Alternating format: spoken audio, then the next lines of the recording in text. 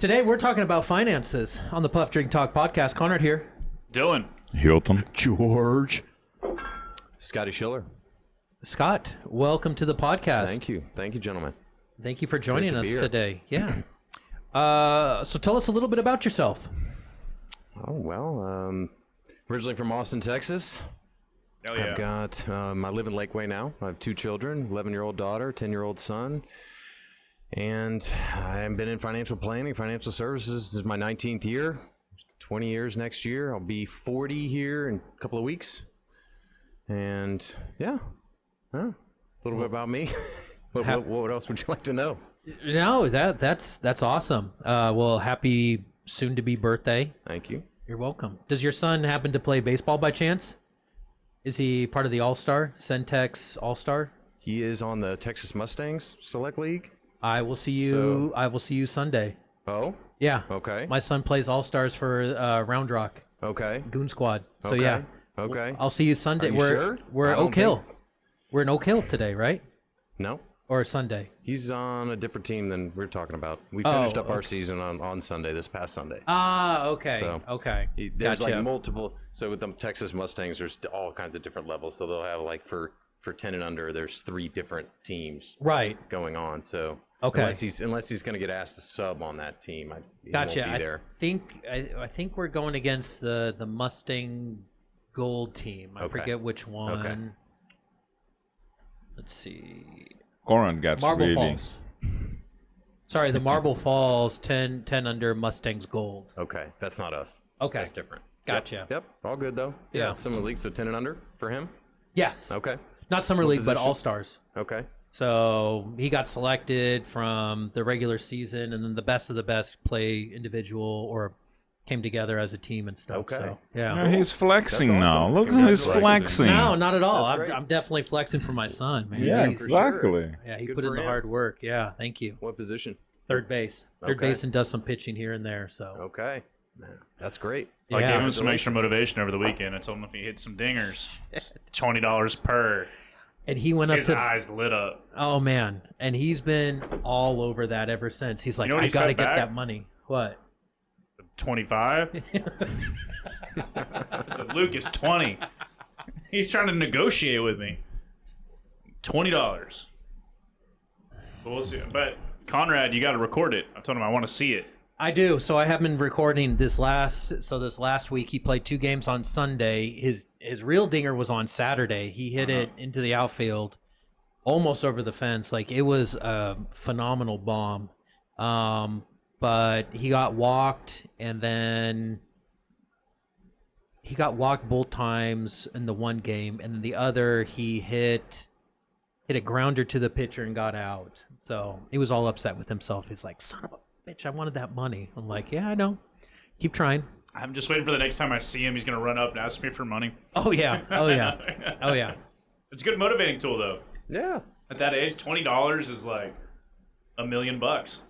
Especially with the glory of hitting a home run. I mean, the feeling of that. I mean, it's amazing. I imagine. I mean, is that good financial advice? To do what? To hit a home run and get $20? Sure. Absolutely. Yeah. Especially if you're 10. Yeah. You know? Now you get to play baseball and have fun and make some money. And make some money, yeah. 10 years old. How about Absolutely. money incentives to Yeah. kids? How do you perceive that? You both, of course. Like incentives. Because we discussed in the previous meeting how much young players should play for fun instead of compete. Now, not only we are talking about competition, but also incentivize them with money. So I'm asking, like, how do you feel about that? Hey, as long as they get paid and they play well, I'm okay with it. Okay. You know? No judgment. Yeah. Just a question. Well, when I was in school growing up, my parents used to be like, hey, every A you get in every class is $20. So every report card comes out, you get 5 A's, that's $100. And that was a real motivating tool to take school seriously. And then sports comes along, it's the same thing. You can apply yourself to school and sports, it's discipline. It's okay if you don't hit a dinger, but if you do, it's $20. Yep. Yeah. You know?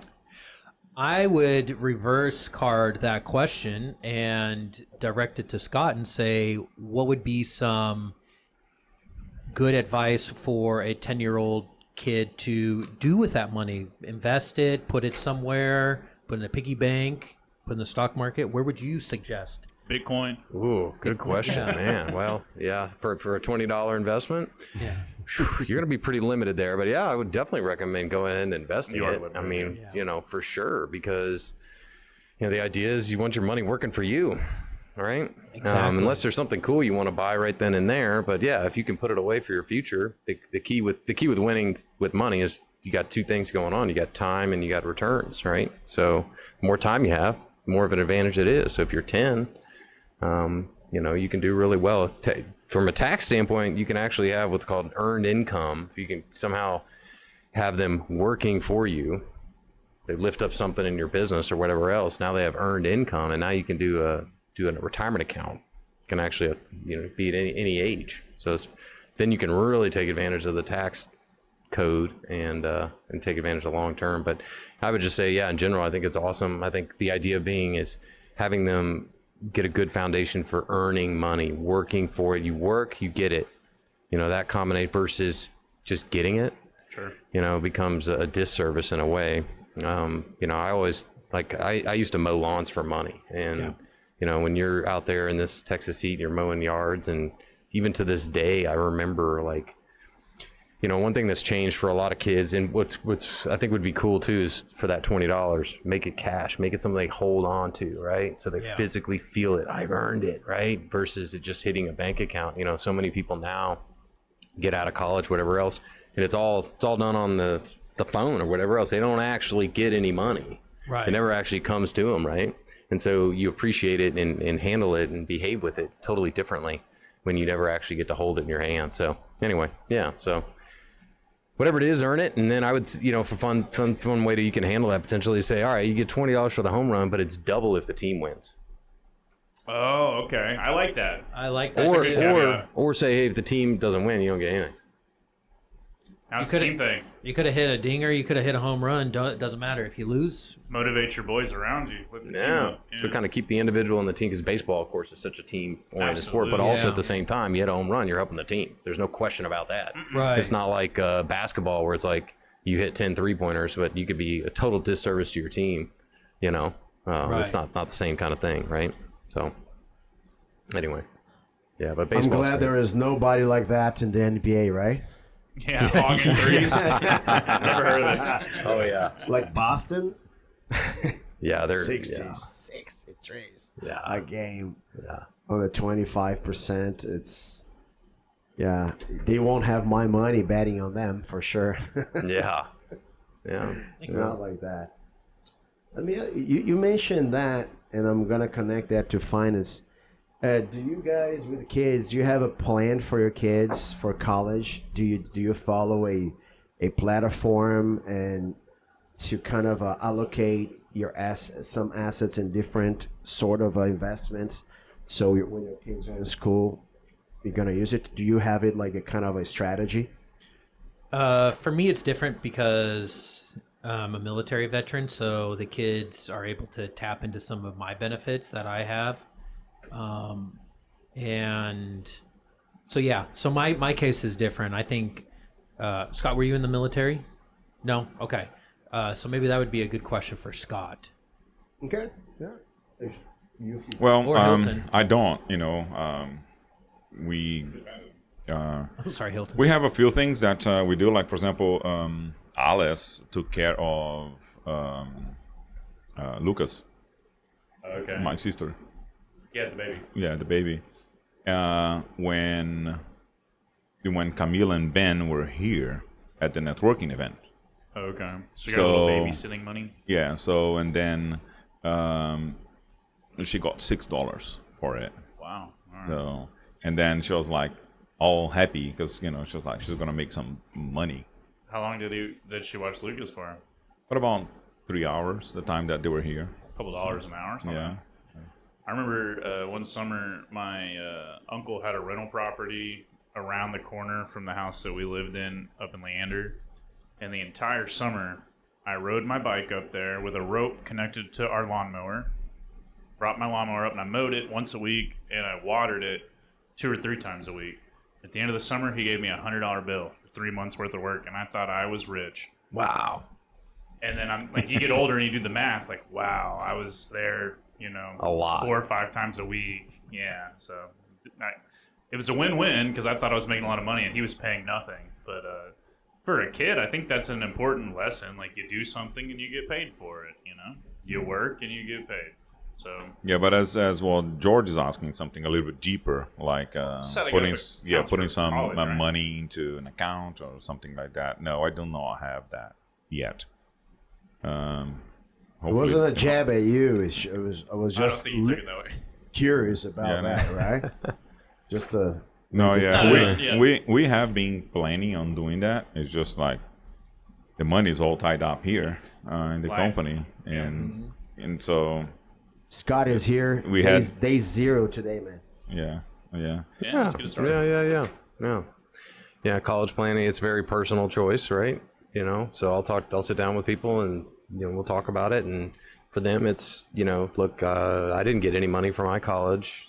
Is their view? And they say, well, I'll raise them, but it's on them, and versus we got to be, someone else is more motivated to fund that. And usually it comes from the previous generation doing so, right? It's usually what it comes from. So there's a number of different ways to do it, but what I do in financial planning is say, okay, well, certainly the age of the kid, it depends on what you want to do regarding getting there, putting a target together.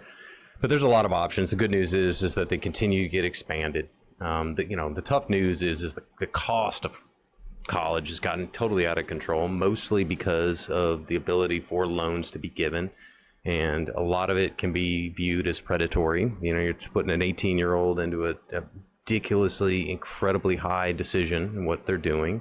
And their brains aren't, certainly for young men, are not developed at that age.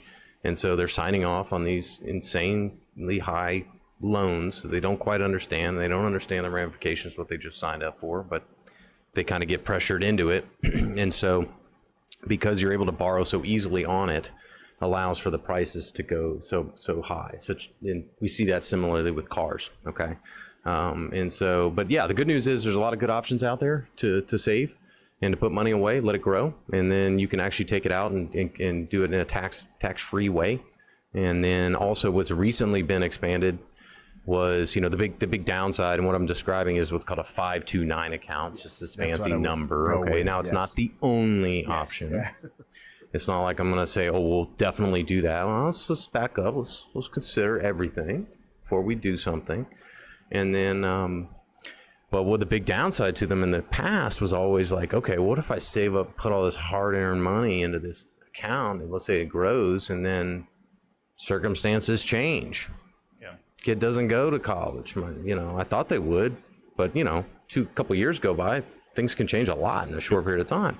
So thankfully, the IRS changed some of the coding and said, okay, if you don't use it, we'll allow up to the contribution limits, and anywhere from $8,000 to $9,000 a year. You can move money from a 529 college savings account into you're the parent's retirement account, and do that once a year. And that way you can kind of shift the goal from being college funding to now your funding, and be nice for leftover money as well. You can also change the beneficiaries, right? So let's say you have a couple of kids.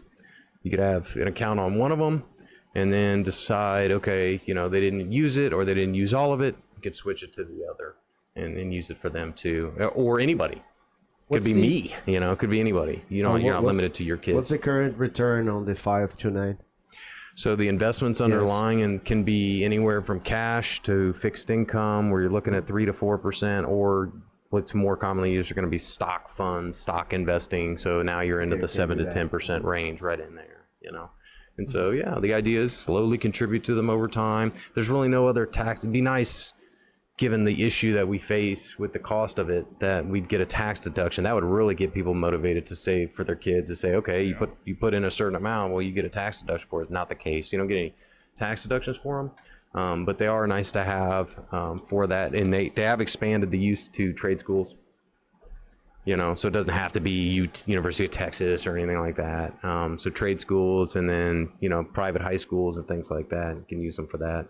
And then, worst case scenario, absolute worst case scenario is you don't use it at all for anything ever. You pull the money out, then you're just dealing with a little bit of a 10% penalty for them. The other popular option, it's not something I've done myself or recommended myself, but I do know it's a popular option is using life insurance, safe life insurance. But then now you're looking at you're down to that 3 to 4%, 2 to 4% range of return there. So, that's really where it is. But it's also one of the most important accounts to manage, because as that kid is getting closer and closer to 18 and using it, you want to dial the risk down. So you don't want to be going into their freshman year and all of a sudden, the market takes a huge nosedive and your $100,000 savings turns into 70 and you're like, what? I didn't expect that, right? Mm-hmm. So, my job would be to prevent that from happening for us. And so we want to manage it as we're getting closer to actually needing it. But it's a complex thing, and it's a big problem. It's one of many big problems we can talk about regarding millennials, especially the younger generations are facing an economic wealth building cliff, if you will, that no other generation has had to deal with, and things that we face that previous generations didn't have to face, that we face. And so part of it is college planning, right? I love this validation. And so, the cost of college just used to be such a thing. Like, now the argument for, don't even mess with it, right? The cost of it versus, the loans that you're going to be dealing with versus the payoff after has gone to the point where it's like, well, wait a second, why not go to like a trade school or something like that? And then the other thing too to think about as well is, you look at the University of Texas. It's a great school. It's a great school. Okay. No question about it. It's a great place to go to school. But you look at the cost of it versus Texas Tech, Texas State, Stephen F. Austin University. Oh yeah, that's okay. Yeah. Or University of Texas, Desa Permian, or the one down in the valley, Rio Grande Valley, right? And so those are good schools too. But you look at the cost; it's like 80% less cost to go to those schools, and big corporations, businesses, even small businesses, in the end, who cares? Not at all. What is the real value? It's very, very small in the end. University of Texas, some of these super really great schools might be the small exception. But I went to Florida State University. Has anyone ever hired me because I went there? No way. Versus any other smaller school. So it's just something to be aware of. And these are conversations I have all the time about, and then Baylor's a great school. I love Baylor. Baylor's one of the highest end private schools you could pick. So, I have a question. Yeah. What is the best age for someone to start looking into the finances? Or is it related to some sort of life event? What is like the bread and butter kind of thing? Yeah. So that's a great question. All the people that I meet with in their 60s and 70s, they all have one thing in common. No matter how well they've done, if I just would have gotten to them 15 or 20 years before that, they would be. It's not necessarily that I'm like some stock market wizard and can grow their money faster than they did. It's more about the planning. And so I would have helped them set their goals and we would have worked a plan. And so they would just be in a more favorable position, more flexibility, more of what they want. As far as age goes, this is going to sound, I would encourage someone at 18. I believe in my profession so much. Financial advisors are one of the most mistrusted. They have the least amount of trust of all the financial professionals, and for a lot of the right reasons for that. We've earned that. I'm just one guy out here changing that. But, so I'm a real actual planner. And so I sit there and I really take the time to learn everything that's going on with that particular person and what their goals and dreams and everything you should be thinking about and looking out for blind spots. And so I believe everybody, including me, who's been doing this almost 20 years, I have my own financial advisor, planner, that I work with, right? And so it's not that he knows more than me, it's that he's not emotionally tied Yeah, to my it money has to that be a I am, because separate I'm the one person. that had to earn it. Yeah. It's more emotional for me. Yeah. So I would say, certainly when we're getting into family planning, maybe when we first land that first jobs, we can get into a 401k plan, and now we're starting to really be forced to make big financial choices, such as allocation of 401k plan. That's a big one, right? So, because it makes a huge impact once you're turned 60. So if I'm sitting down with someone and I have recent clients, couple in their late 20s, okay, and I tell them this, I'm visualizing you here, but who I'm really helping is this 47 and 67-year-old version of you. That's who I'm visually trying to see here, and making decisions for that person. They came into the room today, what they would think, right? So, yeah, I would say, right in that area, I recommend everybody, no matter how good of a planner you feel like you are, in the end, we're all human and we're all emotionally tied to our money. And so having the value of having someone who's unemotionally tied to it, being there, not necessarily to tell you what to do, but be there to be a guide and help you through those big decisions. Most people, however, come to me when they're going through some kind of big life event: divorce, marriage, having a kid, retiring, selling their business, buying a business. Something big is changing in their life, and that's where they wake up and go, okay, so-and-so just need talked some about, help. I need Yeah. some help. Yeah. Exactly. Cool. I had so I was in the Marine Corps, and one of the things that they teach you through boot camp is, they don't teach you, but they gloss over it really quickly. And one of the things was financial freedom, and you could invest in it was the 401k option that the military offered at that time, and I forget what it was called. I'm drawing a blank on the name of it, and it's a whole bunch of like 17, 18-year-old men in the room, and they're like, invest part of your paycheck, even if you're only in for 4 years. When you get out, the compound interest, when you turn 65 and you can take this money out penalty free, is going to build up, your wealth to, close to $1 million. Right. And of course, stupid me sitting there, I was like, fuck that. I want my money now. Like, I'm not going to be in here. I'm not going to be Never in the gonna get old. Yeah, I'm not going to be in the military 20 years. I'm just going to do my 4 and get out. And now looking back, it was like, well, son of a bitch. If I would have just pushed, 5% of my paycheck for those 4 years and just kept it into this thing and forgot about it, and then woke up one day like, oh shit, yeah, I got this thing, a couple $100,000, almost $500,000, $1 million when I get older.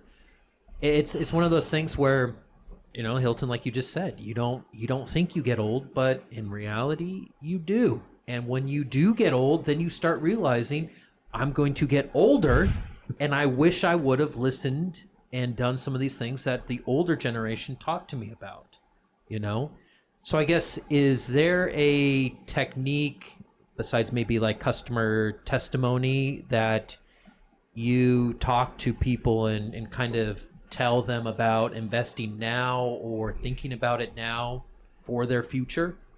Yeah. So, that's one of the biggest challenge, right? It's tough. It takes a lot of self-discipline to put money away, because man, is there some cool stuff out there we could go buy, right? And I'm the ultimate, I'm super guilty of wanting to buy stuff. And so I've set certain rules for myself we can talk about later, but yeah. And so, one thing to just live by, and a lot of it too becomes, one of our biggest challenges is the overwhelming amount of information coming at us, right? Especially investing information, right?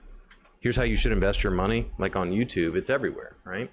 And so the more information that we end up getting, it actually works against us. And our intelligence actually works against us as well. So the higher your intelligence, the more chances of a mistake and things like that. paralysis by analysis is a real thing. So simple way to live by regarding your money. If you're earning money, you earn some cash, right? So we sell something, right? We got a commission, right? What do we do with it? Well, one easy way to handle it without getting in this complex financial planning and working with a financial planner is to just simply live your life by what I call the 1/3 strategy, right? We're going to assume 1/3 is going to go to Uncle Sam and the government. Most likely, unless we're inheriting a certain type of account, that we avoid that. So 1/3 to taxes, 1/3 for your future self. It's still yours and you're still going to use it, just not today. And then 1/3 for today. Let's pay ourselves now. Let's enjoy it today.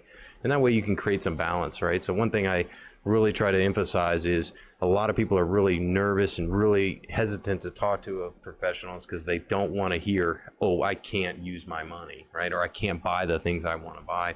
My message, of course, is the opposite of that. No, look, the whole point of putting together a plan is so you can buy the stuff today without the stress of having to worry about tomorrow. And you have a very fun, a lot of fun videos out there, right? I try to make them fun. When I first got into doing my social media marketing, what I found, of course, is that the channels are saturated with stuff, and some of it's really good. What is your? Do you have a YouTube, right? I do. Yeah. What is that? What is the CFP React? So Certified Financial Planner reacting to the best and worst advice in social media. It's very fun. And it's so fun. I would do the typical video like here's some great ideas on your Roth IRA, right? And guess what? Nobody cares. It might be great information. Nobody watches it. Nobody cares at all about any of that. So what I've decided to do, and it's helped me out a good bit, is just going totally goofball with it and just trying to make it entertaining as much as I can. I mean, it's a challenge. It's like trying to make this water bottle really interesting. I mean, it is not easy. I will rack my brain for weeks. It is easier to sell beer or something than a water, right? Hard, right? So especially to make them funny and entertaining. That's my goal with them. Like I filmed one last week where, I show a guy, and I was kind of trying to poke fun a little bit about our super, in America, we're so much about borrowing and use it now, buy now, pay later. And I got a guy in there who goes in and finances a $4 donut. And, it really pisses off the cashier, And then in the end, he wants to refinance a coffee that he had bought. Excuse my eyes. Yeah. Refinance a coffee that he had bought 2 years before, So. It's fun. It's fun. He's got some great videos, man. Yeah, so I got some wigs and anyway, trying to make it fun. Yeah. And then he plays like different people, right? Yeah. Oh, that's awesome. Yeah, excuse me. Man, smoke is getting me. Sorry. Yeah, once you touch your eyes, you're screwed. Yeah. Did I already screw up? Yeah. Yeah. The smoke, even though we have 4 filters and an exhaust fan over there, it gets smoky. So we're already used to it. But gotcha. You don't have a napkin or something I could use, do you? Anything? Do you have the eye drops? do we have I have drops in the car. Pardon. I usually have. Maybe in the bathroom. Might be something. Oh, man. Yeah, I guess. You got anything there? That's a more. Okay. There you go. Thank you. Hopefully that'll help. Anyway. And you brought up an interesting point, Scott, because I do not have a financial planner, and of course, again, I'm smart and stupid because I think I've done pretty well for myself, but then I continuously convince myself that I don't need to speak to a person like you, and that I can just wing it and watch YouTube videos and figure it out on myself, and then. Again, information overload as far as like what do I do as the best way of building generational wealth for my family, and I saw it summarized really well the other day, where someone was saying, what do I do, because you see Robert, the Rich Dad Poor Dad, Robert, yes. I forget his last name, Sakamoto. Kiyosaki, Robert Kiyosaki or something like that. Yeah, something like that, where he says just get into debt. Just buy stuff and get into debt. Debt will pay for things. And then And It doesn't then- say it that It'll way. get you but stuff. Right, it'll get, but that's it. Is like you get into debt, and that You have can good draw, debt and bad debt. that you have so good he and talks bad about debt. good debt. Yeah. Right, but that's his whole thing is like get into debt for certain things, and then you have other people that are like get into property investments, get into the stock market, get into this, and this, and it's like which avenue.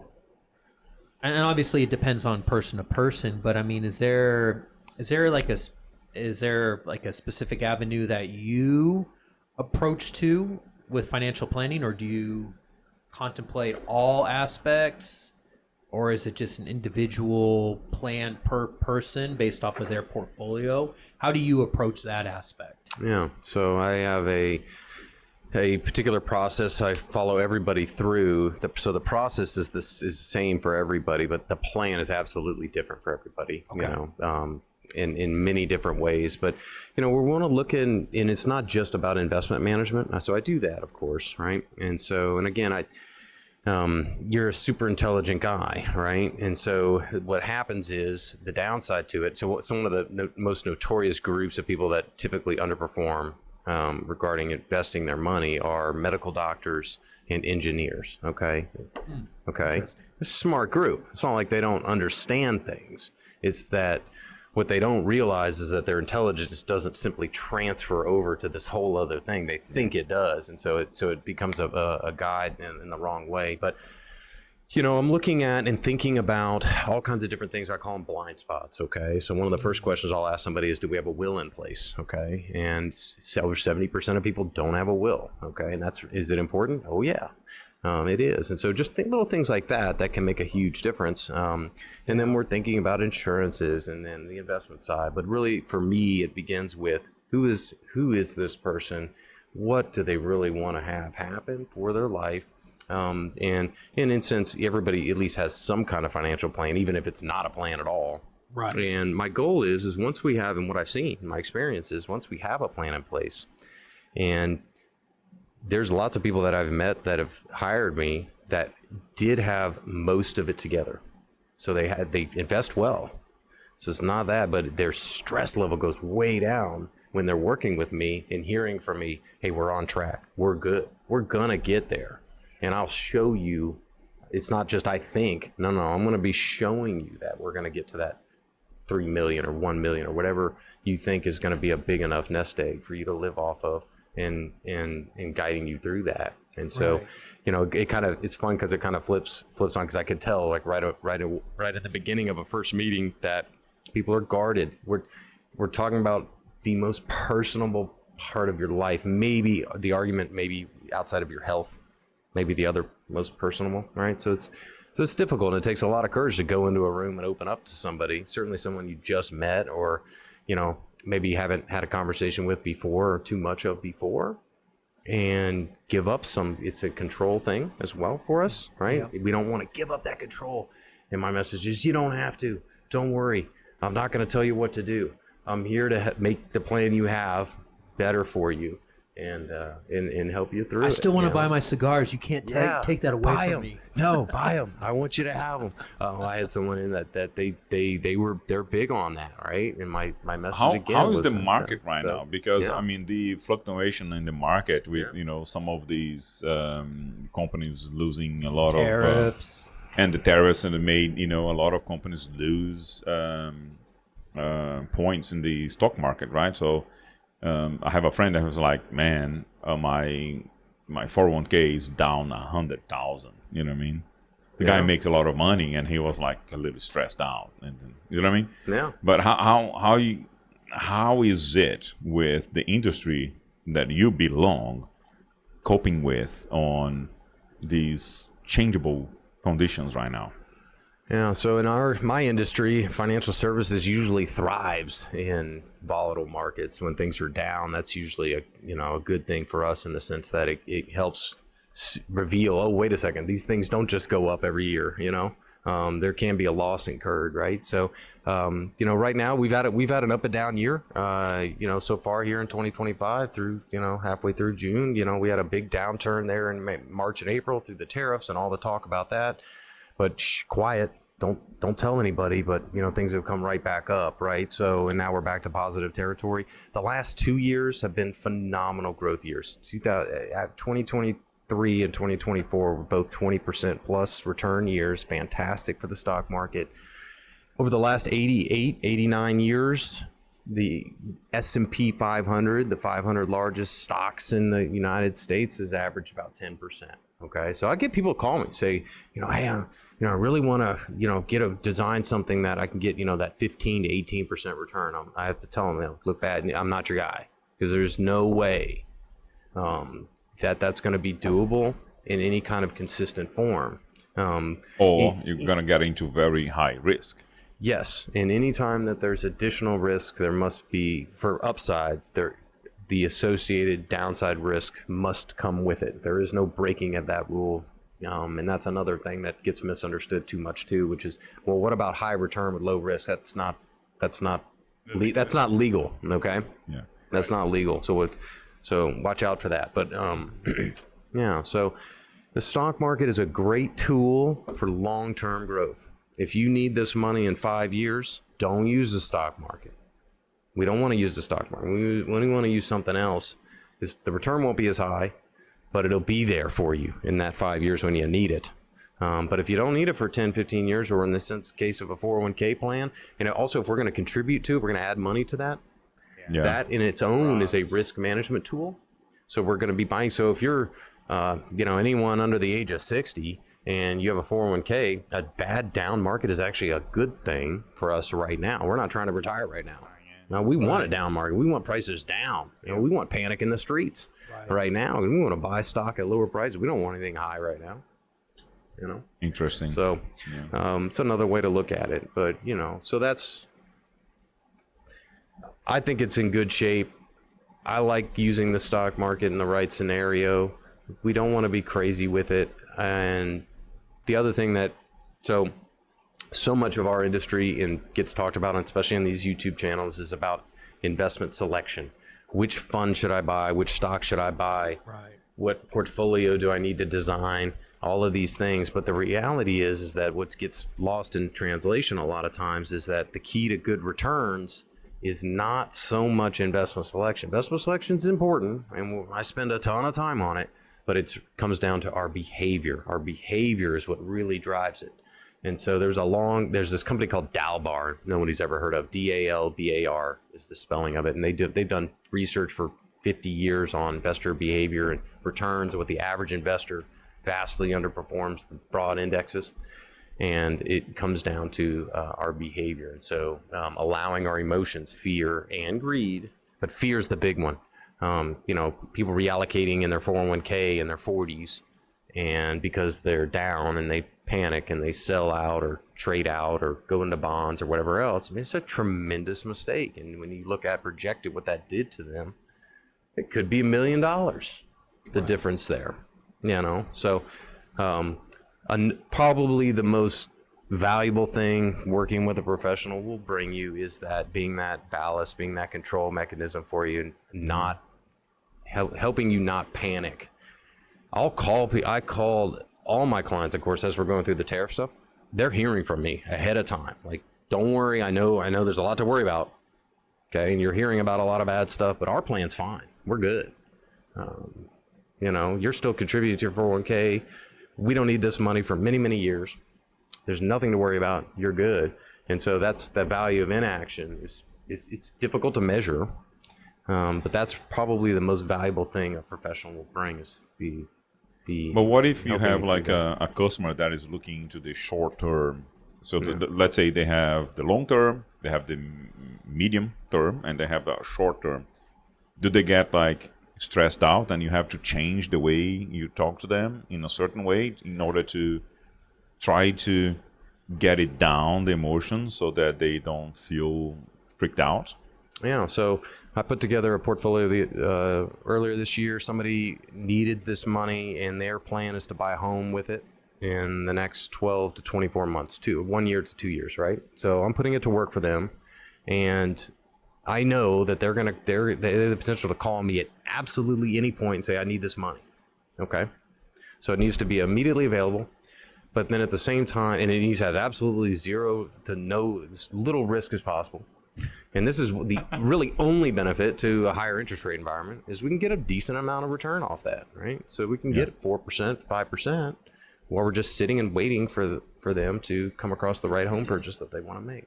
And so, so that's totally doable. And then there's no risk there at all. So there's no stress whatsoever. It'll be there, and it'll be there plus our small amount of return that we'll get. So it all depends on the original plan that you put them on. Yeah. So it doesn't matter whatever happens. Doesn't matter. Yeah. Yeah. It doesn't matter what the stock market does. Doesn't matter what the government decides to do. Doesn't matter what corporations decide to do. That money will be there. It is promised. It'll be there. Yeah. Yeah. I have a question. How fast you can pivot if shit hits the fan? How fast? I'm sorry. How fast can you pivot? You know, like move if shit hits the fan. Like I'm investing in sort of an ETF or some sort of that. How fast can you do that? Can you or the market? When I say you, I mean the company. You can say about you, but how fast can you do that? Okay. Yeah, so pivot wise, so Yes. on the topic of pivoting, right, or changing up our portfolio. So one of the keys is our behavior. Part of that comes with is discipline, right? So we want to go into our stock strategy with a preset disciplined approach. So one thing I read years and years ago was, okay, so we put together our portfolio, and the question becomes well, how often do we want to change it or rebalance it? All rebalancing means is we start out with these percentages into these different funds, and then rebalancing is simply resetting those percentages back to their originals, okay? And so I saw this someone had done this huge amounts of crazy research on how often should a portfolio be rebalanced to maximize its return? Should we do it every day? Should we do it every week, every month, once a year, every 5 years, 10 years, all these different things? And in the end, the most efficient time frame came always back down to once a year. It gives it just enough time for the positions to float away from their original positions, and then we bring them back, and that creates a buy low, sell high mechanism on its own.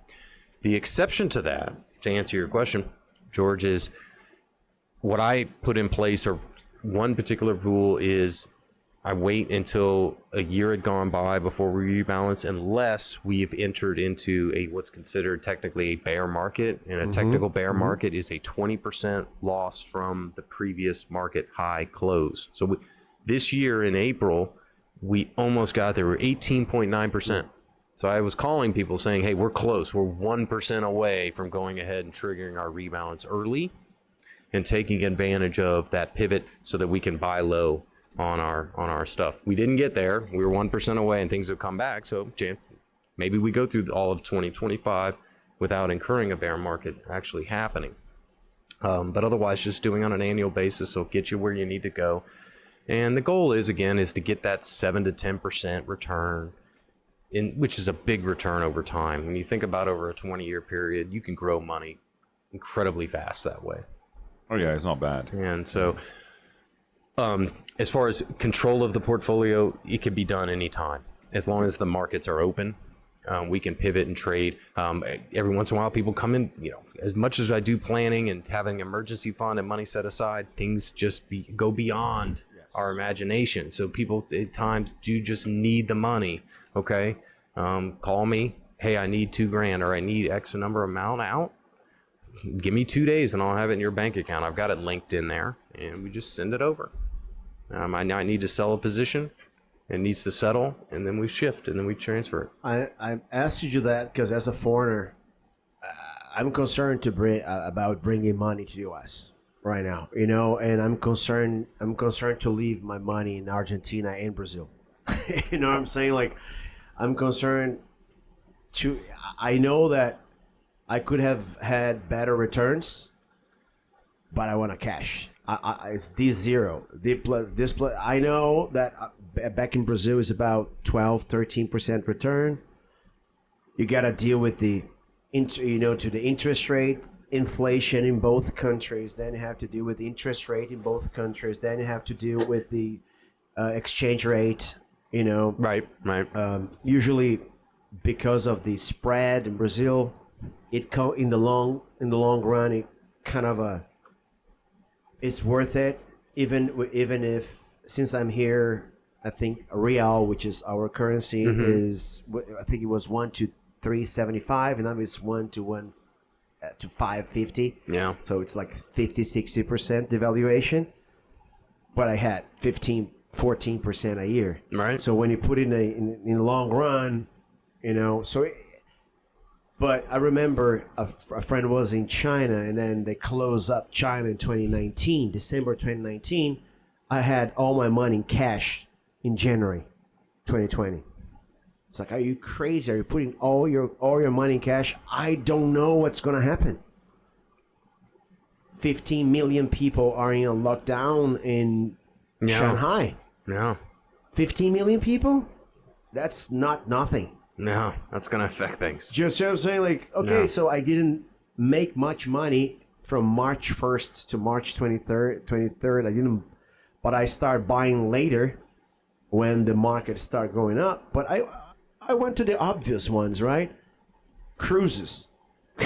Of course I have to buy cruises because they all close. I remember, I think it was Norwegian. Yeah. Yeah, it was like $120, and I bought at 15. Yeah. I didn't buy a lot, but you buy $1,000. Yeah. You buy $1,000 here. Right now I'm buying thrift stores. Okay. I'm buying thrift stores. Why? Because a lot of rich people are buying thrift stores. People are afraid of what's going to happen, so the consumption is going to go all the way down. So I'll buy it. It's just discipline to buy every month, But again, I only buy what I feel it's worth it buying it, we dumped our Tesla, I think, back in September after the, this jump, Elon Musk's jumps in Trump's campaign. We've sold it. We bought Palantir, NVIDIA, because we know that the government is actually feeding on that. I don't know until when, but it's hard to navigate, and because my only problem is when to move, to get stuck and overthink, because when you overthink a day and it's gone, you lose the opportunity, So it's hard to navigate all the, to put it all, to juggle all these different investments in different countries, in different currencies. And so this is the uncertainty that I'm feeling right now. Okay. Global wise. So one particular company I'm heavily interested in is a company named Largo. They're based in Toronto, but their entire business is to run a mine in Brazil. And I could not tell you the province or is it provinces? States. I think it's States, states. excuse me. Thank you. It's all good. States. It's all good. States. Yeah. I couldn't tell you where This it is. divisions, man. Yeah. But their business is mining for a mineral named vanadium, right, which is used in batteries, right? And so the company is distressed. I mean, going through huge changes and having to reevaluate its business. The stock has been punished. So what you just described is a similar investment tactic that I take, which is you go after the stuff that's been beaten to a pulp, it's been sold off, and it may take some time, but eventually management can turn it around, or the economy switches back, or all of a sudden people, who could have thought, would like cruises again? Are people all of a sudden going to not like going on cruise ships? Every you want to bet single against that? ship are going to be sold. People freaking love their Exactly. cruises, right? Yeah.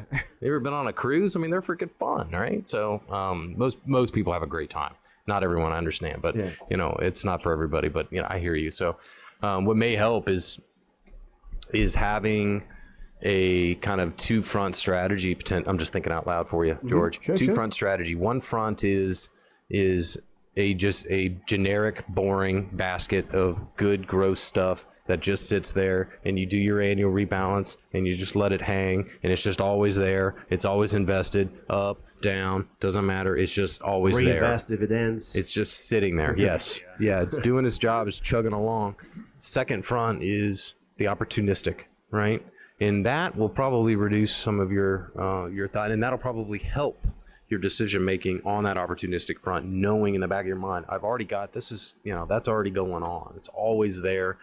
and it'll release some of the FOMO sometimes too. Like, oh, I just missed a big day in the market, or I missed this big run. No, you didn't. No, you didn't, because you had it. You owned it over here. You got some of it. It's, so just a thought for that's what I do. I have an email. I will send you this, guys. The friend of mine sent me, hey, you should buy this new thing, Bitcoin. It was $17. Right. $17. And he said, you do 10 years from now, you see, because I didn't believe him, because he's always come out with, in 10 years you're gonna see that, and then nothing came to fruition. But I asked him how many bitcoins do you have now? I was like, I have 2 bitcoins. I have 2 bitcoins. Oh, I have 2, but the way you told me, I should have sold my house and buy bitcoins, and you only have 2, right? So he was exchanged for pizza, for this and that. It's hard to, I don't know the assumptions. I don't know. Yeah, hindsight is so easy to say that. Absolutely. Yeah. Yeah. Right. So Sure. but I don't mind if I have knowledge, and I feel, you see, it's $200. I would buy a bottle of whiskey or cigar. I'm gonna buy this. I mean, I'm okay to just once I put some money in some stocks, it's not mine anymore. It's just like when you play cards. Once the money get out of my pocket, it's not mine anymore. That's how I see the stock market. So I know that, because 95% I won't invest in the stock market. In our case, it's like 95, 94%, 6% in pure stocks. But it hurts to see our 401k and HSA also. We invest in stocks and HSA. That's something I would ask you about it. Yeah.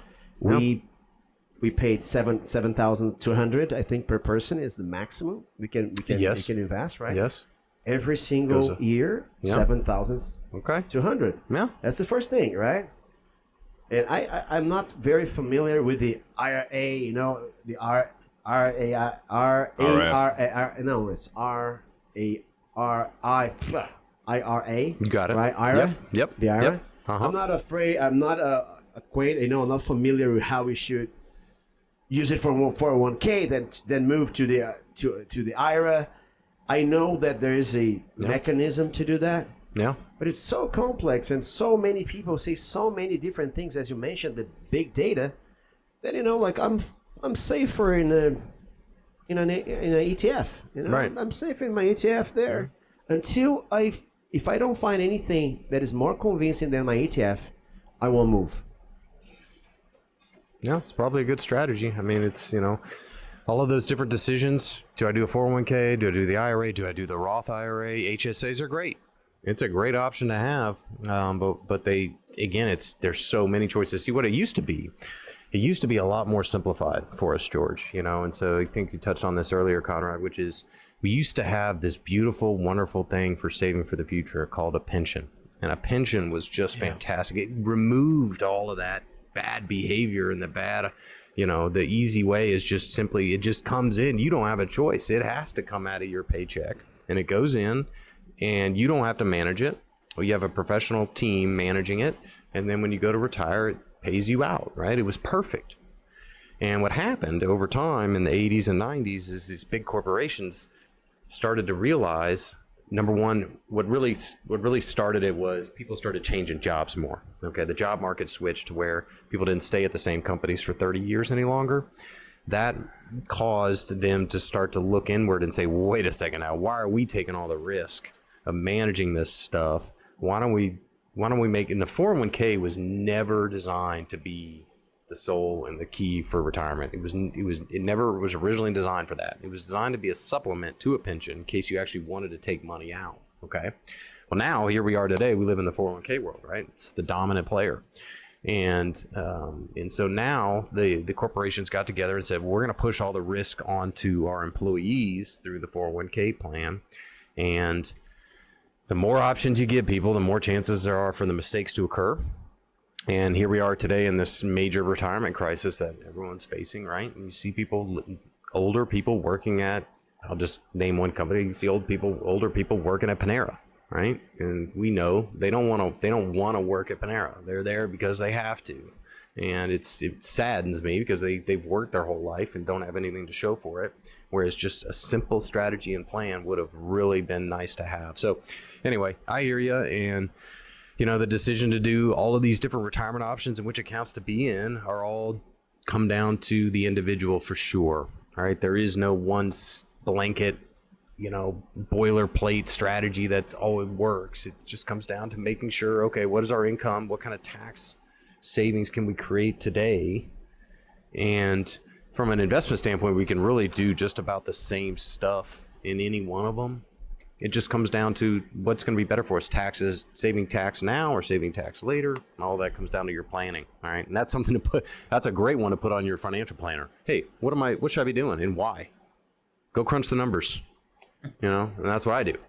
That's what I do. Mm-hmm. And I show, okay, do we do the Roth? Do we do the IRA, the traditional IRA? One is pre-taxing on the beauty of the best thing about that 401k plan is it's really the only place out. And then for small business owners, thank goodness we have access to the SEP IRA or the SCP IRA, which is a self-employed pension IRA, which is the same thing in the sense that we can earn money, and don't pay any tax on it and invest it directly without any tax. Pre-tax contributions, just absolutely phenomenal wealth building tool. There's just nothing else out there that's better than that.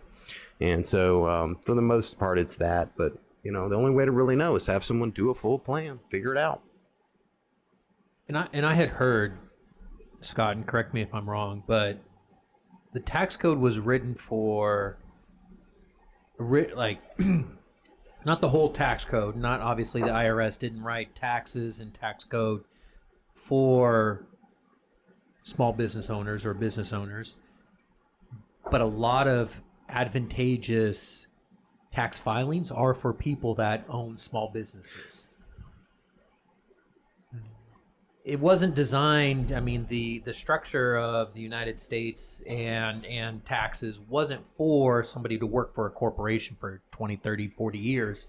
It was for them to be a small business owner and take advantage of all of these different tax benefits that you can tap into. Yes. What would you recommend for a small business owner as far as building wealth from outside of the company? Okay. Outside of the company, right? So that's always the decision. That's the first decision, right? Do we reinvest back into the business and build up the value of the business for eventual sale later on? Or do we invest personally, right? Yes. And so probably the best answer is probably a balance between the two, right? So, depending just in general, without knowing any specifics, I would say the first thing, just right, if you just choose one thing, I would go for that SEP, man.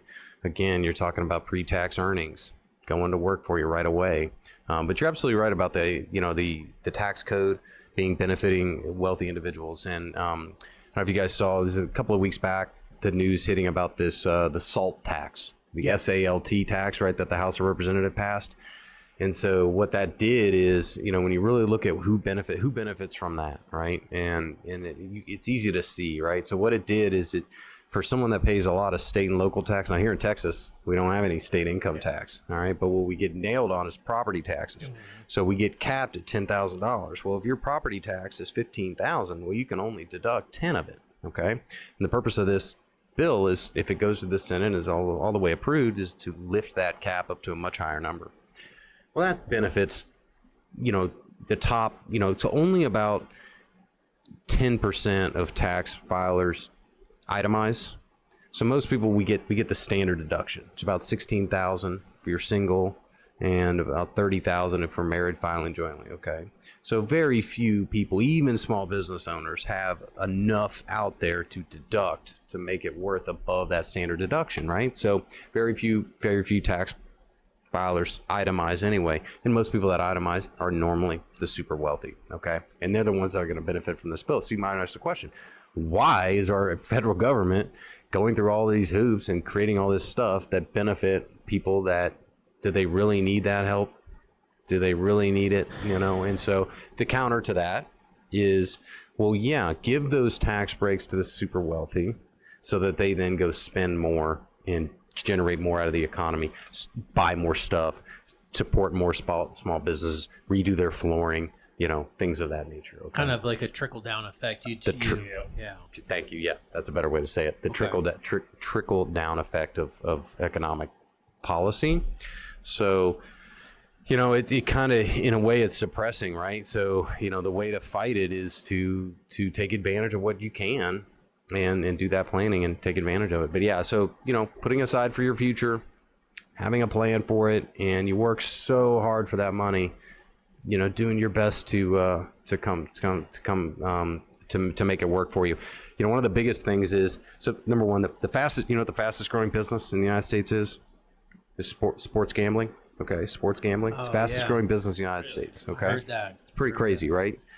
And I think sports gambling is awesome. It is fun. Okay, there's very few things I could think of that are more fun than betting on a game and seeing what happens in it, right? And so that's why it's super attractive. But the reality is that it's probably not going to be a good financial choice for you. Okay, probably not. I'll just say that. Okay, I'm not against it. I'm not against it. And it's very addictive. And it's a big problem for a lot of people. So, but it also gets into the bigger picture of the sophistication of marketing. The number one most sold product is debt in the United States. Okay. And it is the most marketed to, and the sophistication of that marketing is so vast and so intense now that you almost get to a point where it's like you can't even blame the individual anymore. It's just gotten out of control to what is available. And part of the thing why I mentioned, if you're going to pay your kids something, give them $1, give them the bill, let them hold it, let them have it in their hand, let them feel it, let them touch it. And then, and then maybe we apply that 1/3, maybe we do the 50-50 rule, save half of it and spend half of it, go spend it. Right. And what credit card companies and banks realized many, many years ago, and the level of sophistication of this is really ramped up, which is if I buy something and I pay with cash, what's happening is something, and I get the change back, right? I bought something left my physical being, right? And so whenever something leaves you, there's a very, very hidden pain sensor in our brains that says, ouch, that hurt, right? I just lost something, or I just paid, I got something, I'm holding it, but I had to give something up for it, right? Yeah. The further away we get from cash or something physical, the less and less that pain sensor goes off, right? So when I swipe a card, when I tap, and that's why tap to pay. Yep. That's why you see tap to pay, genius. Cashless businesses. Grab your phone. And tap your phone, boom. Well, that pain sensor doesn't go off, right? And I have a credit card, so I'm not against credit cards, okay? But the thing to be aware of, and just to note, just remember that we're probably very susceptible to spending more than we otherwise would have. That's all you need. That's the most important thing to know. Use your credit card. I know people love their points. People get mad at me, Don't get mad at me. I'm not saying don't use a credit card. Just be aware of that one fact that you need to be aware of your spending. Also for us guys, okay, this is something good to know, is, it's really important when I'm doing a financial plan. I have very few that don't take me up on this, but I highly recommend allowing me to meet the wife. Let's come together. I want her to know me. And even if she's completely uninterested in any of this and letting you handle the financial planning, I think it's really important that couples come together. This is something that we want to strengthen our relationships with. In doing this financial planning, we want to have a team approach to it. Yeah. And I'll help them through that and make it fun and easy. I'm not going to, overload them with stuff. I want them to like me. Okay. That's important.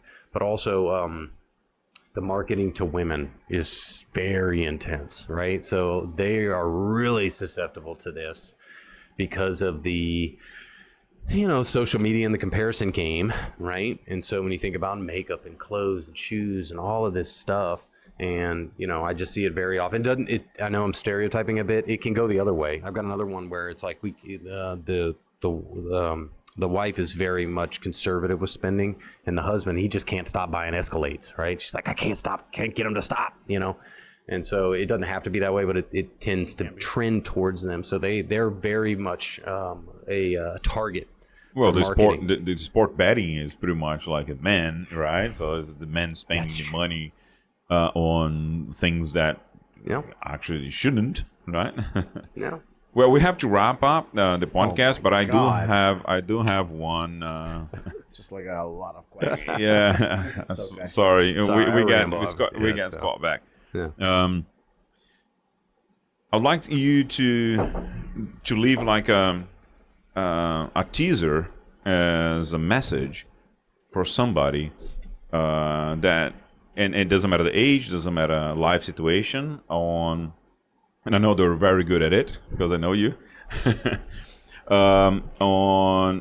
You start doing it. You start paying attention to the finances and get in touch with a advisor, somebody that can help with navigate that complex things that we never learn at school. So, what is like a message and probably a teaser on what to do and how and what to look for to select their financial advisor person, because I think this is a very personal thing. It doesn't matter the company that you work for, but what you're looking at as a person to be with you on that journey. All right, thank you. Yeah, so, I would just say right off the bat, take it seriously. It's an important decision. It doesn't have to be a permanent decision. You can fire your advisor anytime you want.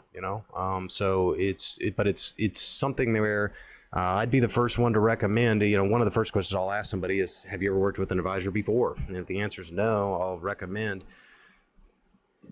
And this is part of being what I consider being a fiduciary, which is putting your best interest ahead of my own, which is please go and interview at least one other one so you have somebody to compare me to, so you can make a fully informed decision. The trouble is that we're all really busy, but this is such an important thing for your life. We go out and we work and we earn and we take the risk, and we want to work for us, right? And so I couldn't recommend it more. At least try it out, have a conversation, let them build a plan for you. They shouldn't have to charge you anything other than your time, and you're trusting them with your information.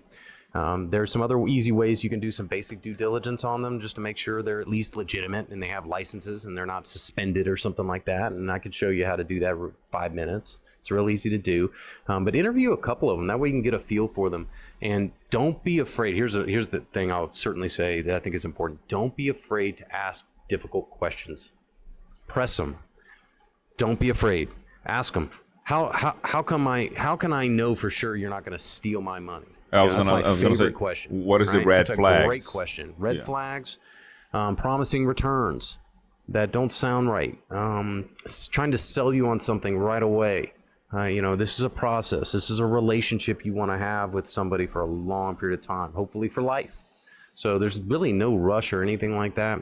Other red flags would be just things that just don't feel right to you, and that they're not creating an environment where you feel comfortable asking them something. Okay, that would be right there. You need to, if all of a sudden you're getting this vibe like, they're not comfortable answering my questions. That's ridiculous. That should never happen. Period. Ever. Okay.